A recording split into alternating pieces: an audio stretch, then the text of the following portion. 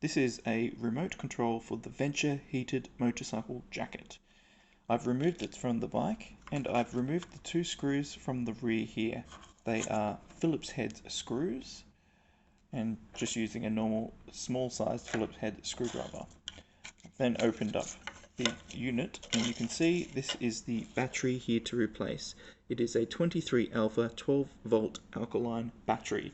These are not rechargeable, so you will have to replace the battery with a brand new one and throw this one away.